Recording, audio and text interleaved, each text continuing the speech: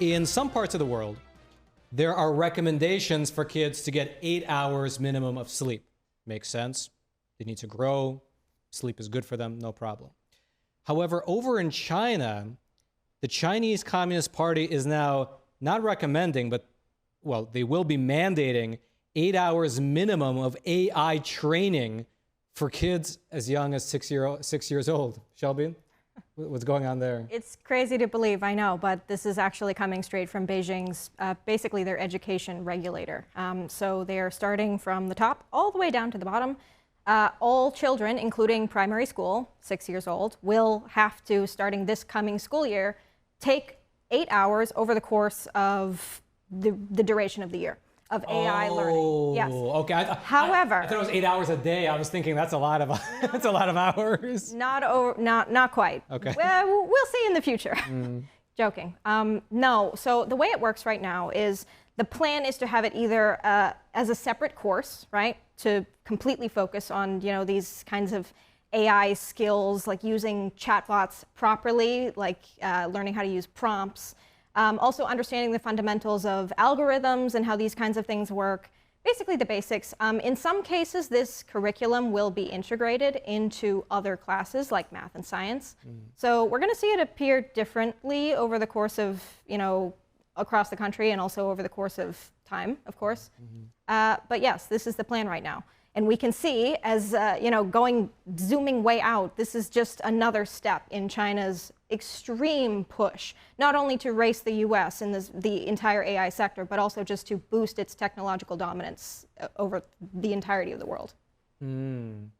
Well, what do you make of it? Because I imagine if the reason they're doing it, right, is because they are looking into the future and thinking like, okay, AI is here, these tools are everywhere. I mean, walking around the office, sometimes I see just people, you look at people's computers and they're, using AI to ask all types of questions. So it's like with these tools, they kind of are foreseeing that it's the future. So it almost makes sense that there's some training to it. I can even imagine something similar coming to American schools too. And we'll get to that in a second. That's actually already happening in some isolated cases. But here's the thing. We're talking about a country that has students in school for a great many hours a day, right? Far greater than what most American kids could even fathom. Yeah, they do normal, then they do cram school, where it's like the school after school. Right. They have evening classes. Yeah. They also have like kind of not quite mandatory, but mandatory, self-study time in the morning. These kids are going to class starting at 7 a.m. in some cases, right? And going until like 9 p.m. So this 8 hours, I could say, we're probably going to see that expanded quite a lot in the future. Especially you can see that, even schools in China's rural areas compared to its main cities, especially tech hubs, they get shorter lunch breaks, just as one example, right? So the kids in cities are getting even more rigorous education, if that's even possible, right? So it's probably not a stretch to say that these kids in these tech hubs, in Beijing's E-town, whatever you want to call it, these kids are going to have this hammered into them at a much faster rate. I mean, I can just foresee what's going to be happening is that the teachers are using AI to make their curriculum and make their tests. The students are using AI to, figure out how to ace the test and figure out the curriculum. The teachers are going to be using AI to grade the test. So just like, what is it? It's like, it's a tool. It's like a horse and everyone's just learning the best use of that horse. And soon nobody will know anything other than how to use AI prompts. Well, right? the thing with China, they have to remember their AI is not like the AI of the free world. Because when they tried doing an actual AI that was actually somewhat intelligent, it started criticizing the CCP, so they had to ban it. Then they made an AI that's trained only on Xi Jinping thought. So the basis of their AI is fully trained on Xi Jinping thought. So it's like digital Xi Jinping basically, and then it goes from there. So whatever the supreme leader says is what the kids are learning, basically learning how to interact with it. Here's the thing that I was thinking the other day. So in January or February, when there was the AI summit in Paris, and JD Vance came in and totally changed the conversation by basically, instead of talking about safety and ethics and guardrails we might put on, which had been the trend before, he came in and it was like full on, we've got to compete with China. We are going to do everything to spur innovation and take off any guardrails and really go for it, right? And the reason why, as he expressed, as Trump has expressed, is because China is, going gangbusters. And if the US puts the brakes on, then they'll run away with it. So competition actually has engendered this change, whereas everyone before was like, you know what, this is a little dicey. Maybe we need to think about the ethics. Maybe we need to put on the guardrails. And that's just completely gone. And it was occurring to me that, so in CCP world, it's all about, competition and struggle, right? And over here, it's supposed to be more about, ethics and morality and, consideration of these things. But because of this competition, we just jumped right into it. And now all those, forget about that.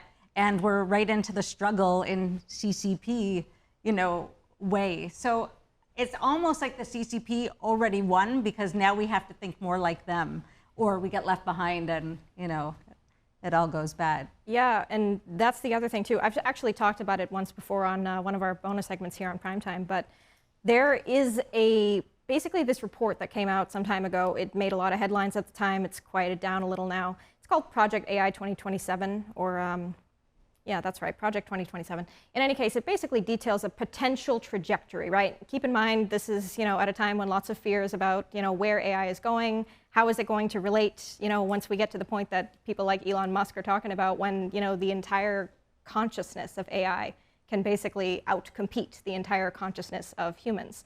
And long story short, this potential idea of when we might hit the point of no return, if you will, is entirely 100% because of being pushed forward by the US-China tech race. Well, yeah, because it's just one of those things, like you take the genie out of the bottle and you just have to do it. What is it? There was a very famous quote, I think it was said during the Second World War. I forgot where I read it, but it was like, in order to defeat them, you had to become the thing that you strive to defeat, right? And, there was a lot of authoritarianism in America during World War II, and people were saying like, we had to do it in order to defeat the Axis powers, right? So it seems in this case, it's being done that way too, but it's not being quite sold that way, right? Because like AI tools, you don't think of them as like weapons necessarily when you're actually interacting with them, right? You see them as helpful shortcuts to your daily life. I want to make a quick point. California is one of the first states that has actually, kind of begun to integrate AI education into its own curriculum this year. But that's the thing. I'm glad you made that point, Roman, because we're seeing a lot of good uses as well. It's not just necessarily the doom and gloom. Obviously, we need to be responsible for what we create. That is not in question, never has been, never will be. But we're also seeing awesome projects, like one being done by two MIT researchers, right? What they're doing is they're using generative AI to fill in the gaps in the process of trying to come up with new molecular compounds and cure diseases, right? So they're working on one project that has had preliminary success. We just saw a paper published a couple of days ago about it. They're basically finding treatments for drug-resistant, antibacterial-resistant viruses like MRSA, for one. And these are compounds that don't exist in our chemical library right now, and we're finding new ways how to piece things together to potentially benefit people's lives. This is the thing, it's a tool like anything else, right? So it can be used for good or bad. So the issue is what morality is informing it.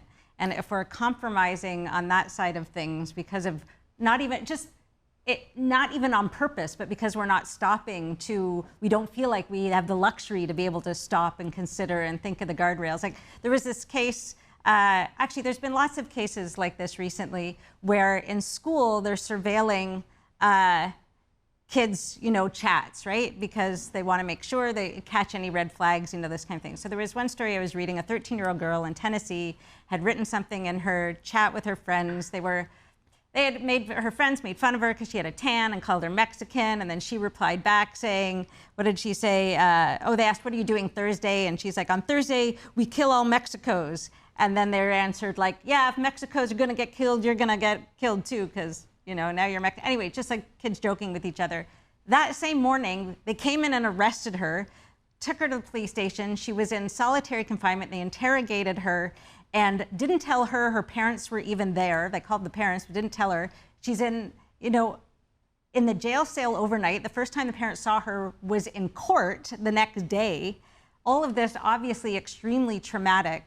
And so there's these programs now, Gaggle, and another one is Lightspeed or Alert or something. I can't remember the other one. But they're in schools across the nation now, and they're monitoring. Even one kid happened with a Snapchat, so it's not even just the schools like messaging, which is what this first girl was on. And so her parents are actually suing now, and there's a bunch of these lawsuits out there for, improper arrest and for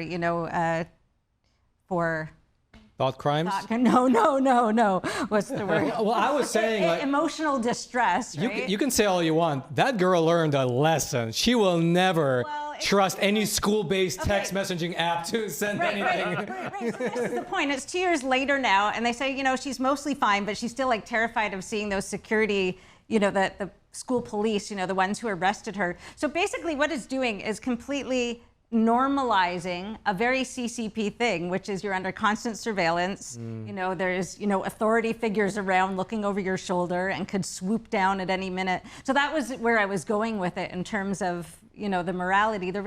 You can see it happening just because we're not putting on the brakes to think about it. Because, sorry, just one last thing, but the CEO of Gaggle, which is the company that puts this in, he was saying, schools aren't using it the way we intended it. We want it to be, a teachable moment, go in and have a conversation and see, is there anything here that we need to, not for the FBI or the police to swoop in and arrest them before lunch. Well, you say that, but honestly, I can imagine a scenario where, let's say a shooting does happen, and then you find like, oh, this kid was texting, the 2 days beforehand about that exact same shooting. And then all the media is in uproar. Why didn't this thing catch him? So it's like, it's a real catch-22. A perfect example of a catch-22, right? I think is interesting with AI though. It's all thinking within guardrails. So, for example, one thing I've experienced, like trying to use AI and be like, okay, can I find any use for this? It often tells me like sources that I know exist don't exist. Mm-hmm. It doesn't look at a lot of sources. It doesn't know about a lot of like older books that I know about. It's all very much like if you were to take these like corporate like fact checkers and make that basically like your hive mind, for like a population. That's what AI is basically. Is the California AI, is that based on Gavin Newsom thought? Not yet. Not yet. Not yet. But one point with this. So, traditional thinking, there's two different types of thinking, right? There's poetic thinking, which is like Benedictine thought, and then there's critical thinking, which is modern thinking. Modern thinking is you kind of you criticize everything. It's all within guardrails. Within communist countries, even in most of Europe, actually, not so much in the U.S. It's changing now. Most of what is taught these days is all modern thinking. And so it's where you think within the boundaries of established thought and narrative. You're not taught to think outside the box. Whereas conventional thinking, like again, Benedictine thought, or what they called poetic thinking, was all about thinking outside the box, which requires a degree of faith, right? If you go into like more like medieval type thought, that's what they used to teach. People these days, they're incapable of imagining things that are not yet defined. And so when I think of AI, I think it's creating a bunch of idiots. You're going to have a bunch of people incapable of creative thinking, people totally incapable of imagining there's a way of doing things that's not already established. And we've seen this even in the way that communist countries fight wars. I mean, I talked to guys who've trained, with the Afghan army, and they go in there and they have to deprogram them because, the Afghan National Army, a lot of these guys have been trained by the Soviets when they were occupying Afghanistan. And the way they're taught to work is, you march until you run into a wall and you stand in front of the wall till you get told to march around it. Like the idea that you would think for yourself and be like, oh, I should walk around this wall doesn't occur to them. Because everything for them is, this is what it is, this is what you're told to do.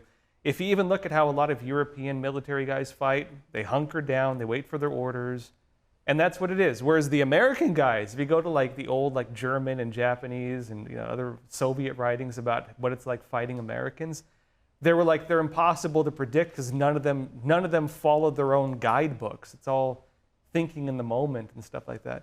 I think Americans have kind of lost that to an extent these days because of modern thought, but Can I chime in? I'm not too worried about AI on that front. And personally, I think that the greatest commodity of the future is going to be thinking outside the box. All right. So speaking of Americans losing it, let's to wrap it all up. There's one American who did not lose her poetic thinking, and she created something new that didn't exist before. Announcement on the show. Shelbi created her own YouTube program. You want to introduce it? Well, no, but briefly, before I want to give her I want to roll out the carpet and say that actually her show is the embodiment of poetic thinking. I would say, yeah. Thank you so Yeah. much. I watched it. I liked it. Yeah. It's been a real passion project, if you will, a total labor of love, tons of hard work. For a while, some of you already know this behind the scenes, but I've wanted to do something like this for a while. I'm the kind of person that really, anytime I look at a mystery or something wondrous out in the world, I like to look at it from every angle. I like to look at it through the lens of science and culture and history and mythology and all these kind of elements and bring that together. And that's how I kind of form my personal consensus, if you will, my own thoughts about it. So my thinking is that I'd like to be able to share that with more people. It's a great opportunity to kind of explore a little bit of everyday magic in the world, if you will, and bring it a little close to home. We talk about, again, science and all kinds of really interesting things. What's the name of the show? It is called the Codex Legendarium. All right, there we go. If you're watching online, we'll throw a link to it. You can find it down in the description box below. Otherwise, take care of yourself and practice more poetic thinking. Josh, give us a quick book. What's a book? What's a book on this topic? All right, forget it. The Benedictine Take care. Essays. Benedictine essays. The Benedictine Essays. Look it up. It's a great book. It'll teach you how to poetically think rather than rationally think. See you later. All right, I know exactly what you're thinking. That was a great clip you just watched. Now, if you're watching on YouTube, make sure to follow and also check out either these videos or maybe they're on this side. I don't know which side they're on, but we set it up so these are the videos that YouTube is suggesting to you as the best ones that you'll probably like the most. So check them out, this side,